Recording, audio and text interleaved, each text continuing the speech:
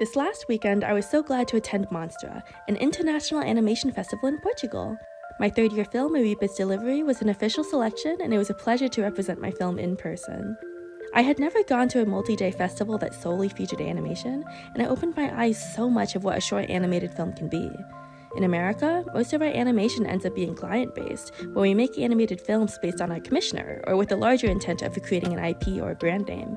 At Monstra, I was exposed to the world of European animation, which emphasizes and celebrates author-first made works. Here, the individual artistic vision shined.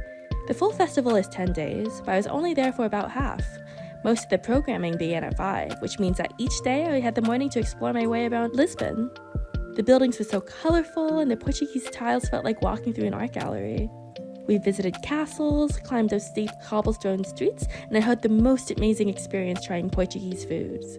My personal favorite was the orange juice. It was the best I personally ever tried, and I drank it every chance I got. I drank so much orange juice during this trip. One of my favorite things about traveling is that I get to have bread again. I get a gluten-intolerant reaction whenever I'm in the States, so it is such a blessing to eat whatever I want without the glutinous repercussions, like I hadn't had pizza in months. I also had the privilege of visiting the Portuguese studio Sardinha and Mlata when I was in town.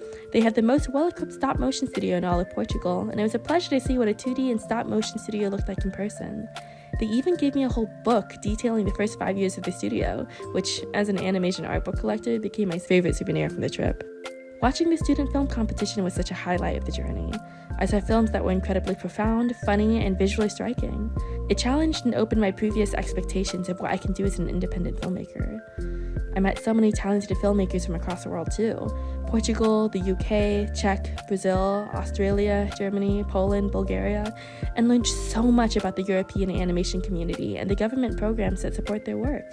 The festival puts a lot of the student filmmakers in a hostel, so we got to know each other over breakfast.